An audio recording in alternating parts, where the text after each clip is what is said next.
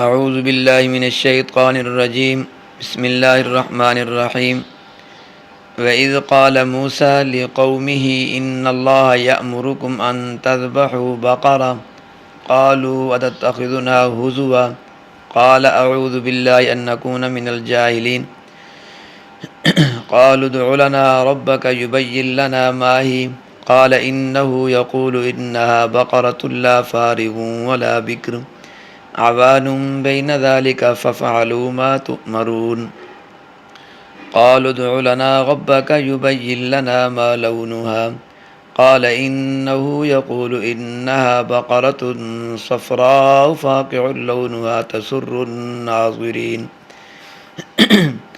قالوا ادْعُ لَنَا رَبَّكَ يُبَيِّن لَّنَا مَا هِيَ إِنَّ الْبَقَرَةَ شَابَهَ عَلَيْنَا وَإِنَّا إِن شَاءَ اللَّهُ لَمُهْتَدُونَ قال إنه يقول إنها بقرة لا ذلول تثير الأرض ولا تسقي الحرث مسلمة لا شية فيها قالوا الآن جئت بالحق فذبحوها وما كادوا يفعلون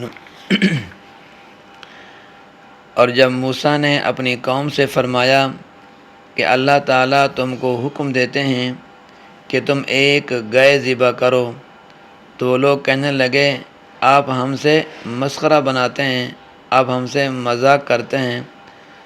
تو موسیٰ نے فرمایا نعوذ باللہ، جو میں ایسی جہالت والوں کا سا کام کروں، جس طرح جاہل لوگ کام کرتے ہیں میں کیا اس طرح کام کرتا ہوں۔ تو وہ لوگ کہنے لگے آپ درخواست کیجئے ہمارے لیے اپنے رب سے، ہم سے بیان کر دیں کہ اس کے کیا اوصاف ہیں۔ تو آپ نے فرمایا کہ وہ یہ فرماتے ہیں کہ وہ ایسی گائے ہو کہ نہ بالکل بوڑھی ہو نہ بہت بچہ، دونوں عمروں کے اوسط میں، یعنی ادھیڑ عمر والی ہو، اب اس کو کر ڈالو۔ تو جو کچھ تم کو حکم ملا ہے، تو کہنے لگے درخواست کر دیجئے ہمارے لیے اپنے رب سے، ہم سے بیان کر دیں کہ اس کا رنگ کیسا ہو۔ تو آپ نے فرمایا کہ اللہ تعالیٰ یہ فرماتے ہیں کہ وہ ایک زرد رنگ کی گائے ہو، جس کا رنگ تیز زرد ہو کہ ناظرین کو فرحت بخشے، یعنی دیکھنے والوں کو اچھی لگے، کہ ہماری خاطر اپنے رب سے درخواست کر دیجئے کہ ہم سے بیان کر دیں کہ اس کے اوصاف کیا ہوں، کیونکہ ہم کو اس گائے میں اشتباہ ہے اور ہم ضرور انشاءاللہ تعالیٰ ٹھیک ہو جائیں گے۔ تو موسیٰ علیہ السلام نے جواب دیا کہ حق تعالیٰ یوں فرماتے ہیں کہ وہ نہ تو حل میں چلی ہوئی ہو جس سے زمین جوتی جائے، اور نہ اس سے زراعت کی آب پاشی کی جائے، سالم ہو اور اس میں کوئی داغ نہ ہو۔ کہنے لگے اب آپ نے پوری بات فرمائی ہے۔ پھر اس کو ذبح کیا، اور کرتے ہوئے وہ معلوم ہوتے نہ تھے۔ بنی اسرائیل کے مقتول کی تحقیق اور خدا پرستی اور ماں کی فرما برداری کا انعام۔ بنی اسرائیل میں ایک شخص بہت بڑا مالدار تھا، اور اس کے ہاں ایک لڑکی تھی اور اس کا ایک ہی بھتیجا تھا، ان کے علاوہ اور کوئی وارث نہ تھا۔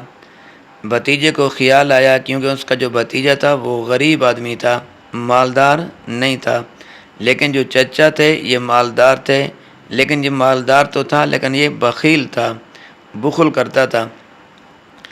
اس بھتیجے کو خیال آیا کہ میں اسے کیوں نہ اس طرح کروں کہ میں اس کو مار ڈالوں گا، تاکہ اس کی لڑکی سے نکاح بھی کر لوں اور قتل کی تہمت دوسروں پر رکھ کر دیت بھی وصول کر لوں گا، اور مقتول کا مال کا مالک بھی میں بن جاؤں گا۔ ایک دن موقع پا کر اپنے چچا کو قتل کر ڈالا، اور لاش کو اپنے گاؤں سے باہر دوسرے گاؤں میں ڈال دیے، اور صبح کو خود اس کے خون کا مدعی ہوا اور دوسرے گاؤں کے آدمیوں پر قتل کا الزام لگا دیا۔ اس گاؤں کے آدمیوں نے انکار کیا، اور نوبت یہاں تک پہنچی کہ دونوں گاؤں والے لڑنے کے لیے تیار ہو گئے۔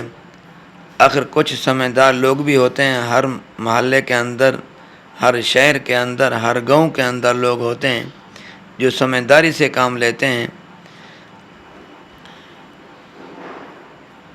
تو انہوں نے کہا کہ لڑائی کیوں کرتے ہو؟ اللہ کے پیغمبر یعنی حضرت موسیٰ علیہ السلام ہم میں موجود ہیں، ان سے چل کر پوچھتے ہیں کہ وہ جس شخص کا نام بتا دیں بس وہی ہمارا قاتل ہے۔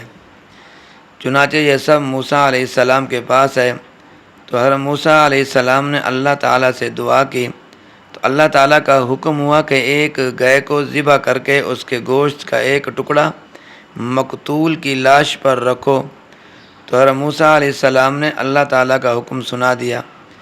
تو بنی اسرائیل نہایت بے باکی یعنی کہ بدتمیزی سے کہنے لگے کہ کیا آپ ہم سے کیا کرتے ہیں؟ مذاق کرتے ہیں؟ ہم تو قاتل کا نام آپ سے پوچھتے ہیں اور آپ گائے ذبح کرنے کو کہتے ہیں۔ تو حضرت موسیٰ علیہ السلام نے فرمایا نعوذ باللہ کہ میں جاہل تو نہیں ہوں، مسائل شرعی کے موقع پر مذاق جاہلوں کا کام کروں، جس طرح جاہل لوگ مذاق کرتے ہیں شریعت کے کاموں کے اندر، ایک تو مذاق والی بات تو نہیں ہے، اور میں نبی ہو کر اس طرح کی میں باتیں کروں آپ سے۔ تو اللہ تعالیٰ کا حکم یہی ہے، تو بجائے اس کے کہ نبی کے حکم کی تعمیل کرتے تو اس میں حجت بازی کرنے لگے اور طرح طرح کے سوالات حضرت موسیٰ علیہ السلام سے گائے کے متعلق کرنے لگے، یعنی کہ وہ گائے کیسی ہو، اس کا رنگ کیسا ہے، اس کی عمر کیا ہے، وغیرہ وغیرہ۔ تو ایک حدیث میں ارشاد نبی صلی اللہ علیہ وسلم ہے کہ بنی اسرائیل کسی گائے کو بھی ذبح کر دیتے تو کافی ہو جاتا، لیکن انہوں نے تشدد کیا، اللہ تعالیٰ نے بھی ان پر سختی کی۔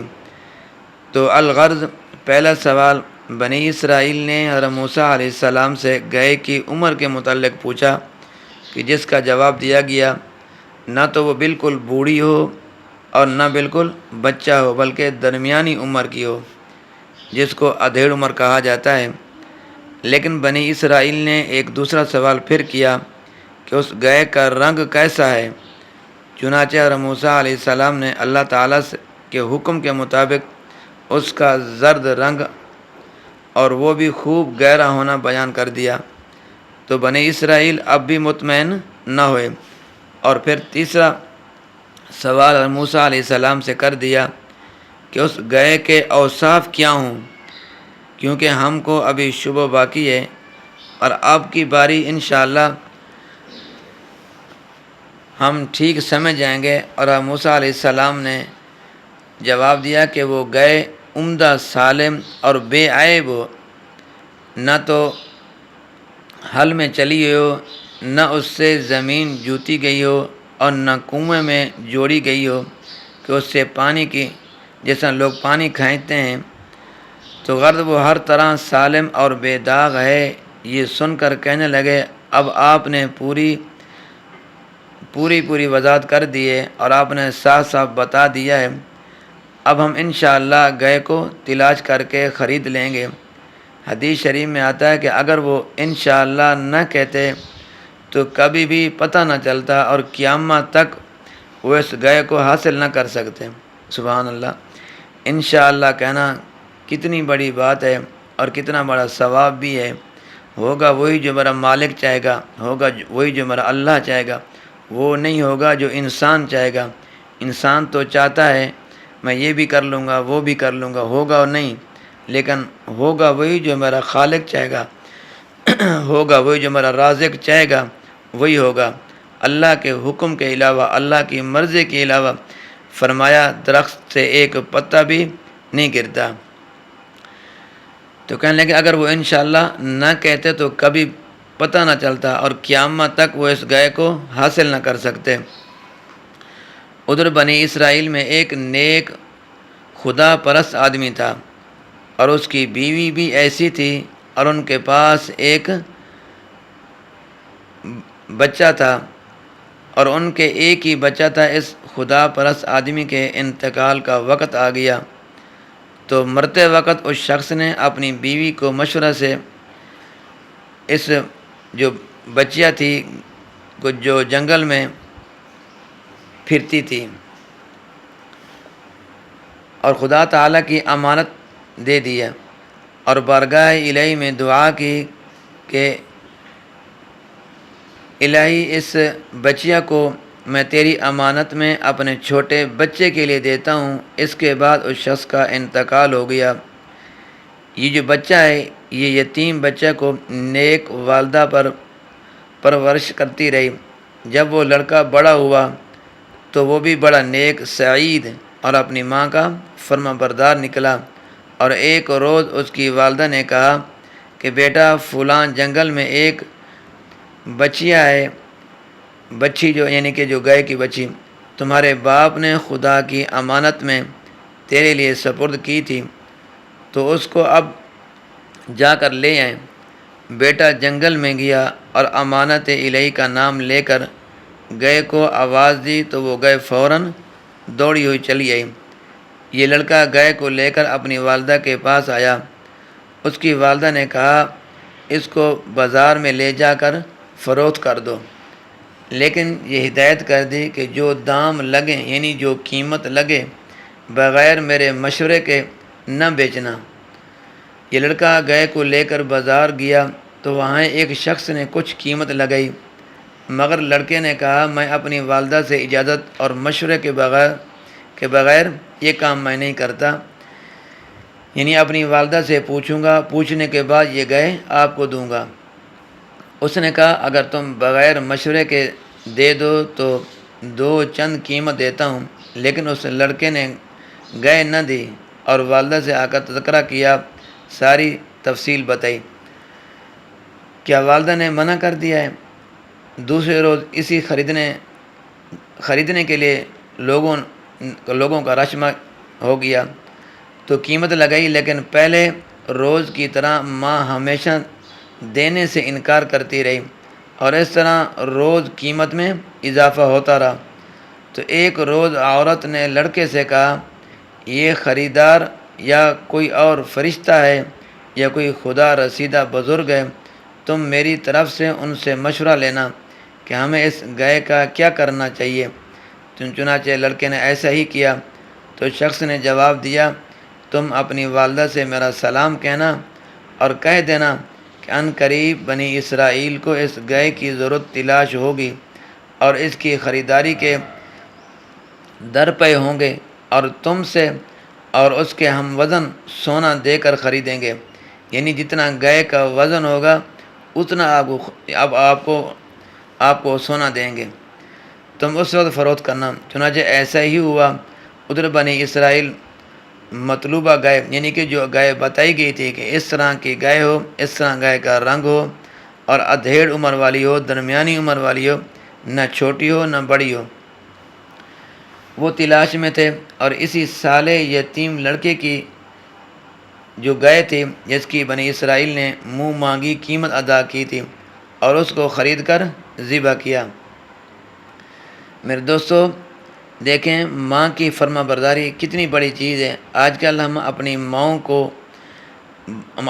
کی بات مانتے نہیں ہیں، ماننا تو درکنار اپنی ماؤں کی بات سننے کے لیے بھی گوارا نہیں کرتے کہ میری ماں مجھے کیا کہنا چاہتی ہے، ہمارے والد ہمیں کیا کہنا چاہتے ہیں، کیا حکم کرتے ہیں ہمارے لیے۔ میرے دوستو والدین ہمیشہ اپنی اولاد کے متعلق اچھا ہی سوچتے ہیں، اپنی اولاد کے متعلق اچھا ہی حکم کرتے ہیں، لیکن ان کی جو اولاد ہوتی ہے اور جو اولاد ہے جو بچے ہیں وہ ناداں ہوتے ہیں، وہ یہ سمجھتے ہیں یہ تو بوڑھے ہو گئے ہیں، ان کو کسی چیز کا علم نہیں ہے۔ اب دیکھیں یہ بنی اسرائیل کا واقعہ ہے، کافی سال بیت گئے ہیں، لیکن پھر بھی اس آدمی نے، اس بچے نے، اس کو ماں نے یہی کہا جب بھی قیمت لگے آپ نے مجھ سے پوچھنا ہے ماں کیا اتنی قیمت لگ چکے، کیا میں یہ چیز گائے دے دوں؟ لیکن وہ پھر واپسی گھر آ جاتے تھے، لیکن پھر بھی آپ نے منع کیا۔ لیکن وہی گائے یعنی کہ جو چند پیسوں کی گائے تھی، لیکن وہی گائے صرف والدہ کے مشورے سے، والدہ کے اجازت کے بغیر اس آدمی نے گائے نہیں دی، اپنی والدہ کی اطاعت کی، فرما برداری کی، تو اللہ نے اس گائے کو کتنے کا وہ آدمی لے گئے تھے بنی اسرائیل والے، یعنی کہ ایک پلڑے کے اندر گئے اور ایک پلڑے میں سونا رکھ دیا، یعنی کہ جتنا گئے کا وزن اتنا انہوں نے سونا لیا۔ اب خود اندازہ کریں کہ ایک ماں کی بات مان کر اس نے عمل کیا تو اللہ نے اس دنیا کے اندر اس آدمی کو کیا انعام دیا۔ لیکن اگر ہم اپنے والدین کا کہنا مانیں، ان کے کہنے کے مطابق زندگی بسر کریں اور اللہ کے حکم کے مطابق زندگی گزاریں، انشاءاللہ ہماری دنیا کی زندگی بھی اچھی سنورے گی اور آخرت کی زندگی کے اندر بھی اللہ تعالیٰ ہمیں کامیابی فرمائیں گے۔ اللہ تبارک و تعالیٰ میرا اور آپ کا حامی و ناصر ہو۔